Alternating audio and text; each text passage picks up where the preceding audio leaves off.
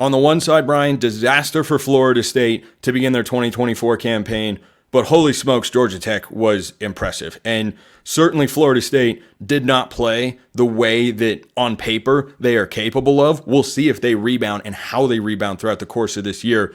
But my goodness, from the opening drive, Florida State goes down the field, and you think, okay, here we go. Yeah, Florida State's going to take. And Georgia Tech had a response over and over and over again. Haynes King was phenomenal. Took care of the football. Almost fumbled it once. Actually, almost fumbled it twice, but was able to get back on the ball. I mean, he was great. The offensive line was spectacular. I was really impressed with this Georgia Tech team. This didn't look like a fluke, like they're going to end the year 5-7. And you look back and go, oh wow, how did they beat Florida State?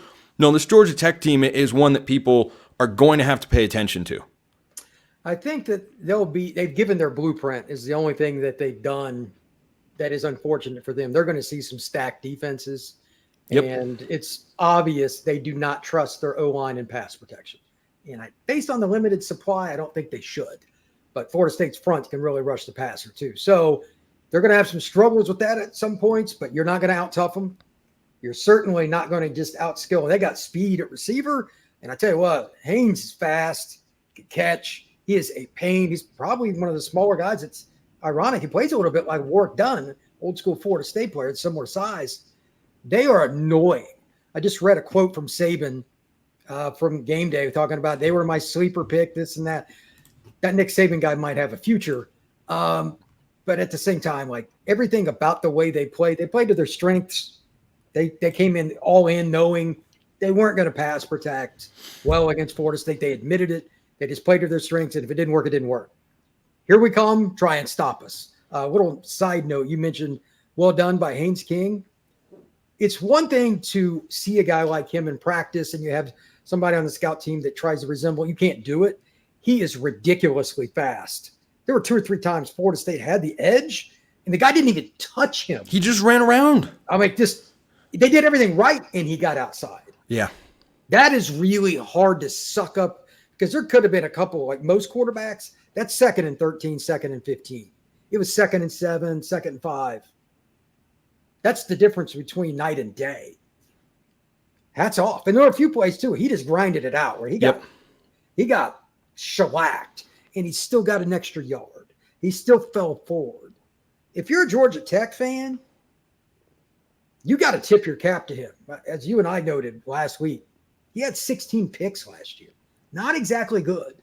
No turnovers, and he was resilient and led a resilient team with no turnovers, and they win at the end. It's a great turnaround and a great story for Georgia Tech. Yeah, I mean, he was a highly touted recruit, one-time Texas A&M commit for a reason. I think he really put that on display. And sure, there were some havoc moments because the offensive line was not doing amazing in pass protection, but he made plays. He made big throws when he needed to. I thought his best throw of the day was, I think it was like a 3rd and 8, 3rd and 11 or so when the game was tied, and he hits the guy over the middle. Ball was right on the money, but this is the big, yeah, and he got hit. Like he was fantastic. But I want to talk about Brent Key here because he takes over as the interim a couple of years ago. They hire him as the full time. He has a solid year 1. We recently talked about the recruiting win they had in the 25 cycle with 5-star offensive tackle Josh Petty. This is the biggest win of his career. I mean, this is not Miami didn't take a knee, so you get to go down and have a miracle win. No, this is you. You showed up at the same time, same place. All was good. Like conditions were whatever they were.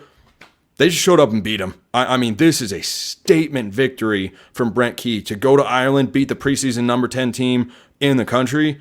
That's a big time marker for the Yellow Jackets. I think it's a great story because it shows that it doesn't take that long, especially with the portal, to change things. He's made good decisions with the offseason on how they attacked it. Okay, like we said a minute ago, offensive line, really good running, not so much with the pass protection, so let's lean on that. So that's a good thing they worked on. But they also went out, they had problems on defense. Getting Romello Height, how good does that look now? How about the defensive coordinator, Tyler Santucci? I mean, he was in his bag today. Yeah, he called some really good blitzes. There was a overhead shot that ESPN does. We don't get enough of these. It's not the same as all 20, which is vertical. They were just in a soft cover 2 shell. The safety at the very last second. Remember now, DJ's a grad student. He's seen everything. Starts charging down, and they rotate into one high safety man defense. That's NFL stuff. You don't see that out of Georgia Tech very often. They don't have very good defense. And Florida State didn't adjust. That was a 3rd down critical play, and they got to stop. That's how you win games. That's why you get paid a lot of money. For the record, he's an Elko disciple. He was at Notre Dame, went to Tech, or went to A&M, then went with him to Duke. Duke DC last year when they were good. Now he's at Tech.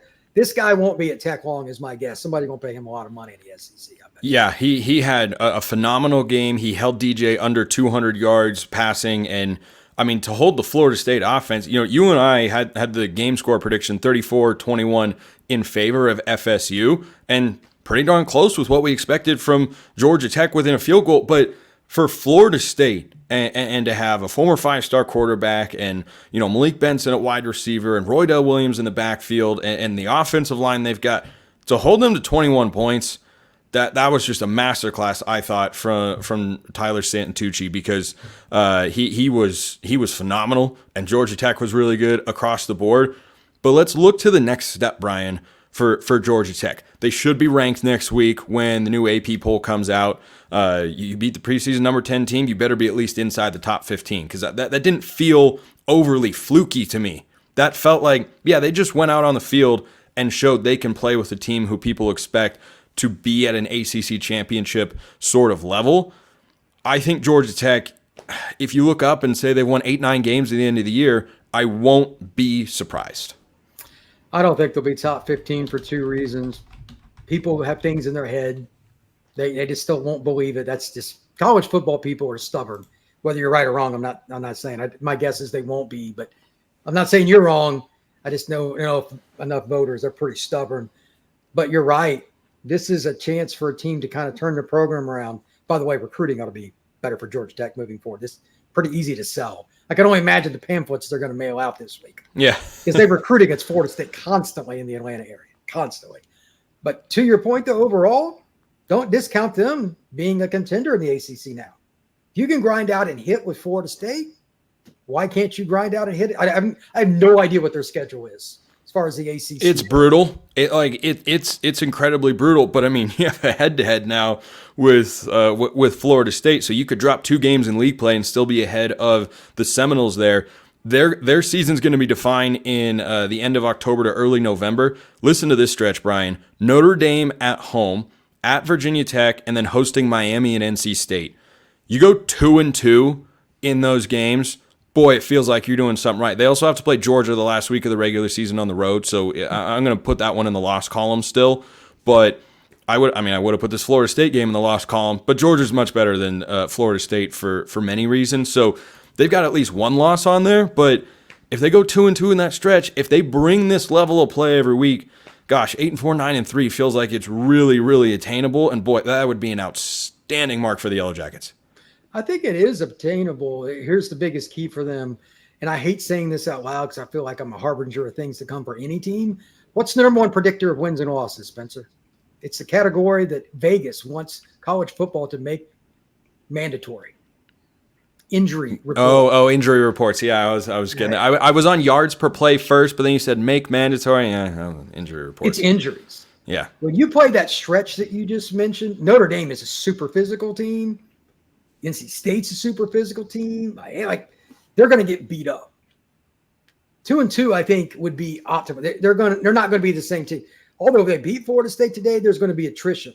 The chances of them playing as good next week, I have no idea who they even play. Don't care. Georgia State. Georgia State. They got a really good guy who was coaching at Georgia, but whatever. They're going to beat them, but they're not going to play near as well.